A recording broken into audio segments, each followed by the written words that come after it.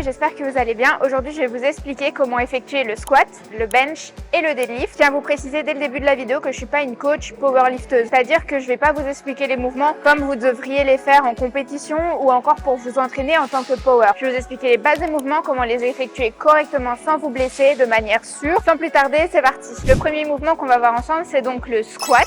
Si vous avez la possibilité de mettre des sécurités sur ce mouvement, je vous conseille grandement de les mettre, surtout si vous vous entraînez seul. Sinon, il va falloir apprendre à jeter la barre en arrière. Je vous avoue que, peureuse que je suis, je n'ai jamais testé et je n'ai pas envie de le faire. À chaque fois, je m'assure d'avoir les sécurités, comme ça, je suis safe. Première étape, on va venir ajuster la hauteur de la barre. Donc là, vous pouvez voir que la barre, elle est beaucoup trop haute. Je vais enlever mon pull, comme ça, vous allez mieux voir. Ici, je touche à peine la barre avec mes trapèzes. Si je veux venir déraquer ici, je vais devoir me mettre sur la pointe des pieds. On veut absolument éviter ça car on n'est pas stable. Et vous allez voir durant toute la vidéo, ce qu'on veut absolument, c'est être le plus stable possible pour pouvoir développer le plus de force possible. Car même si je suis pas powerlifteuse, notre but sur ces trois mouvements, ça va quand même être d'être les plus forts possibles car ce ne sont pas les mouvements les plus optimaux pour l'hypertrophie. Donc déjà, si vous regardez cette vidéo parce que vous dites que le squat, le bench et le deadlift, ce sont des exercices qui sont incroyables pour développer vos muscles, ils vont développer vos muscles, mais ce ne sont pas les meilleurs exercices. Ce sont vraiment des exercices sur lesquels vous voulez travailler plus l'aspect force. On veut être le plus stable possible, donc on va venir ajuster la hauteur des crochets. Je vais d'abord vous montrer le squat en high bar, donc la barre qui est plus haute. C'est plus un squat déjà que je vous recommande en général parce que ça va mettre moins de tension sur votre bas du dos, mais je vous montrerai quand même le low bar car certaines personnes se sentent plus à l'aise sur ce mouvement et ça peut permettre de développer plus de force. Ici, j'ai mis un cran plus bas. Si vous ne savez pas à quelle hauteur vous devez placer les crochets, simplement vous testez. Donc là, je vais venir mettre ma barre. Et ma barre, elle va devoir venir se placer juste ici. Vous voyez, quand vous serrez les omoplates, vous allez avoir vos trapèzes qui vont se contracter. Et vous devez placer la barre sur le haut de vos trapèzes. Je vais venir serrer mes trapèzes, comme ceci. Vous voyez, ils sont bien contractés. Et là, je pose la barre sur mes trapèzes. Si vous sentez ici dans votre nuque, il y a une vertèbre qui sort un petit peu. Donc vous sentez comme une petite boule dans le bas de votre nuque. La barre doit se placer en dessous de cette boule. Si vous placez sur la boule, vous allez avoir mal. On vient serrer les trapèzes et placer notre barre un peu sur la ligne des épaules, légèrement au-dessus. Comme je vous l'ai dit un peu plus tôt, on va placer les sécurités. Pareil, si vous ne savez pas à quelle hauteur placer les sécurités, vous mettez à une certaine hauteur et vous allez tester par la suite. Maintenant, notre setup, il est fait. On est prêt à squatter, mais il reste une chose à faire attention, c'est les chaussures. Ici, vous voyez, j'ai des chaussures avec des semelles plates, mais j'ai quand même une préférence pour squatter en chaussettes. Ici, le sol, il glisse pas. Si vous squattez sur des plateformes en bois, type chez Basic Fit, il y a souvent ça. Là, ça risque de glisser. Donc, si vous le faites en chaussettes, vous faites très attention. Ici, j'enlève les chaussures tout simplement parce que je suis beaucoup plus à l'aise. À vous de tester. Il y a aussi les chaussures d'haltéro qui ont une petite talonnette. Si vous avez des problèmes de mobilité de cheville, ça peut grandement vous aider. Chaussures soit avec des semelles plates et si possible une surface de chaussures assez large, type les Vans et les Nike Blazer. Il me semble que c'est des chaussures qui sont assez larges, surtout au bout du pied, parce que notre but c'est d'être le plus stable possible et donc on veut qu'il y ait un maximum de contact entre notre pied et le sol. Pour ça, je préfère les chaussettes. À vous de voir ce que vous préférez. Je déconseille un petit peu plus les Converse parce que les Converse sont des chaussures avec des semelles très plates, très fines, mais elles vont être très resserrées au bout du pied, donc juste ici. Et donc, vous allez avoir moins l'espace d'étaler vos orteils sur le sol et donc moins de surface de contact, donc moins de stabilité. Avant de vouloir commencer à squatter directement avec la barre, quelques petites choses à prendre en compte. Quelle largeur de pied est-ce que tu vas utiliser? Parce qu'on squatte un petit peu tous différemment. Donc, ce que je vais te montrer, c'est peut-être très différent de ton squat au final. Les principes resteront les mêmes, mais il va falloir trouver ton squat idéal. Donc d'abord, on va chercher à savoir quelle largeur de pied t'es la plus confortable avec. Personnellement, moi, tu vas voir que je squatte avec une largeur plus large que mon bassin et les pieds assez fort tournés vers l'extérieur. Comment est-ce qu'on trouve ça? Ici, tu vas prendre une jambe et tu vas venir en gardant plus ou moins largeur de bassin, donc vers toi. Tu vas essayer de rapprocher ton genou. Moi ici, je sens déjà que je bloque et donc tu peux voir que mon genou monte pas hyper haut. Par contre, dès que je vais partir un petit peu sur l'extérieur, là, mon genou, il monte beaucoup plus haut. Donc je sais que personnellement, je vais te montrer, si je squatte avec les pieds largeur de bassin, je suis là. Je suis à la parallèle, mais je descends pas très bas. Si je squatte plus large que mon bassin avec mes pieds légèrement tournés vers l'extérieur, je suis là. Donc je pense que tu vois directement la différence. Ce que tu peux faire, c'est soit tu te mets devant un miroir, soit tu te filmes et tu fais différents squats. Largeur de bassin, un peu plus large, les pieds un peu plus tournés vers l'extérieur et tu trouves la forme qui te correspond le plus et dans laquelle tu es le plus à l'aise. Une fois que tu as trouvé ça, tu vas pouvoir passer au squat avec une barre. Maintenant que tu as déterminé la position de pied qui te correspond le plus, on va pouvoir passer aux choses sérieuses et te placer sous la barre. Ici, tu vas placer tes mains le plus proche de ton corps possible. De nouveau, le squat s'adapte à toi. Tu dois adapter le squat à toi. Tu prends la largeur qui te correspond le plus. On a déjà vu où placer la barre, mais ici, tu vas le voir de plus proche. Je viens serrer les omoplates et placer ma barre sur mes trapèzes. Là, tu vois que je prends la barre plus ou moins à ce niveau-là. Je prends ça comme repère et je place mes mains à la même distance l'une de l'autre. J'essaie d'avoir les mains le plus proches de moi. Si ici tu sens que ça tire trop sur tes épaules, pas de souci. Tu prends peut-être ce repère-là, hop, et tu te places comme ceci. Tu vas venir pouvoir la déraquer. Mais attention, on n'est pas ici, on n'est pas là. Tu vas vraiment venir placer tes pieds sous la barre. Donc là, largeur de bassin. Et tu vas venir placer ton bassin sous la barre aussi. De sorte à juste devoir pousser dans tes jambes, pousser le sol pour pouvoir venir déraquer la barre. Une fois que tu as déraqué ta barre, tu vas venir faire un pas en arrière, pas plus, ça sert à rien de partir à 3 km de ton rack. Tu vas rester au-dessus de tes sécurités et là, on est prêt à partir. Tu vas venir prendre la largeur de pied que tu as trouvée précédemment et tu vas venir faire la griffe avec ton pied. Essayer d'agripper le sol avec tes orteils. Ça va te permettre d'engager tes moyens fessiers, de garder tes genoux vers l'extérieur et de nouveau d'être très stable sur le sol. Tu vas venir rapprocher les coudes, toujours en ayant les omoplates serrées. Ça va vraiment dépendre de ta mobilité. Il se peut que tu sois ici, mais si tu arrives, essaye de rapprocher tes coudes en gardant les omoplates serrées, histoire d'être vraiment hyper stable et d'avoir un gainage hyper fort. Ensuite, tu vas inspirer par le ventre et imaginer que quelqu'un va te donner un coup de poing dans le ventre. Pas très agréable, donc tu vas venir bloquer ta respiration et vraiment avoir de nouveau un gainage le plus fort possible. Une fois que tu es prête à serrer tes omoplates, ramener tes coudes, inspirer et bloquer, tu vas venir envoyer légèrement tes fesses vers l'arrière. Donc on est vraiment légèrement, on va pas faire ça et puis ça. On va juste légèrement incliner les fesses vers l'arrière et là, on va plier les genoux et vraiment descendre entre ses jambes. Donc, on va pas descendre vers l'arrière, on va vraiment descendre le plus droit possible jusqu'à l'endroit où notre mobilité nous le permet. Donc moi, c'est ici, mais si toi, c'est là, aucun problème. Entre chaque répétition, tu t'assures d'avoir les omoplates serrées, les coudes un petit peu rentrés, inspirer, bloquer, descendre entre tes pieds, pousser et c'est seulement là que tu vas expirer. C'est sur la fin de la montée. Inspire, bloque. Expire. Quelques petits problèmes de mobilité peuvent faire que ton squat va être moins agréable à performer. On va dire ça comme ça. Si tu as un manque de mobilité de cheville, ça va t'empêcher d'envoyer tes genoux vers l'avant. Donc tu vas par exemple être bloqué ici et donc avoir beaucoup plus de flexion vers l'arrière. Donc ici, mon poids, il est vers l'arrière, plus sur mes talons et donc je peux tomber en arrière. Si tu as un manque de mobilité de cheville, soit tu vas venir mettre des petites cales sous tes talons, des cales soit comme ceci, soit simplement des disques. Et là, du coup, beaucoup plus facile au niveau de la mobilité de cheville. Tu as vu en début de vidéo, impossible pour moi d'avoir un squat profond avec une largeur de hanche entre mes pieds.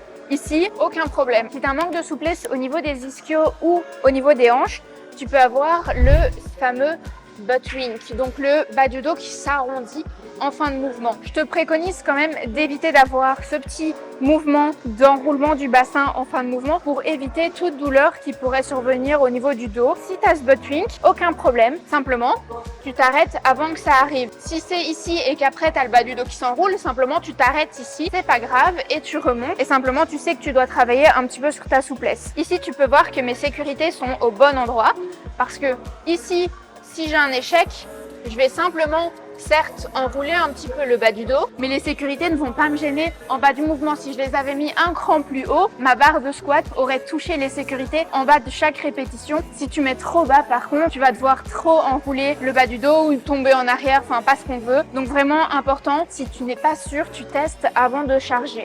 J'en profite que ma barre est en bas pour descendre mes crochets et te montrer le low bar. Pour le low bar, on va mettre la barre sur l'arrière de nos épaules. Au lieu de mettre la barre sur nos trapèzes, on va venir se décaler et mettre sur l'arrière de l'épaule. Je vais venir pousser la barre dans mon dos et je vais me relever. Tu vas venir plus te pencher en arrière que sur un squat classique.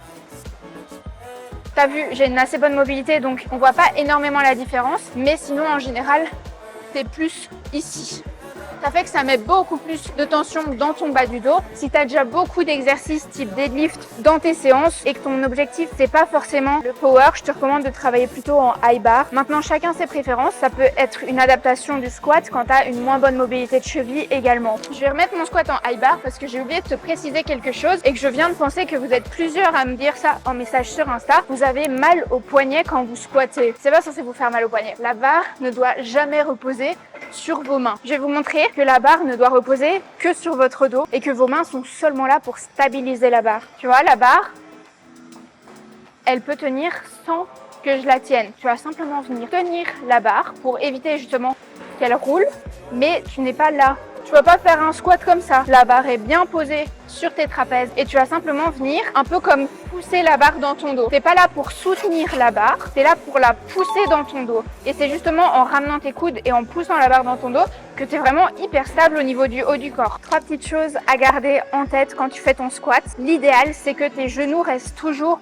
dans l'alignement de tes pieds. Quand tu fais ton squat, tu vas être ici et c'est pour ça que ça va être très important de faire la griffe dans le sol avec ton pied et de penser à ouvrir les genoux vers l'extérieur pour vraiment engager les muscles stabilisateurs du bassin, les moyens fessiers et garder tes genoux dans l'axe de tes pieds.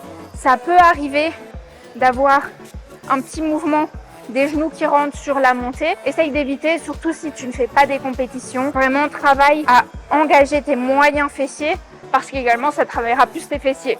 Voilà. L'idéal quand tu fais ton squat, c'est d'avoir tes hanches et tes genoux qui se déplient en même temps. Tu viens pas faire ton squat et le décomposer en 2 mouvements. Tu viens vraiment faire ton squat, pousser dans le sol avec tes fesses et tes genoux et tout déplier en même temps. 3e et dernière chose, avant qu'on passe au deadlift, quand tu fais ton squat, je t'ai parlé de garder tes coudes proches de toi. Alors que tu sois là ou que tu sois là, quand tu fais ton squat, tes coudes ne doivent pas bouger. Quand tu galères, ça peut arriver de vouloir tirer avec les coudes.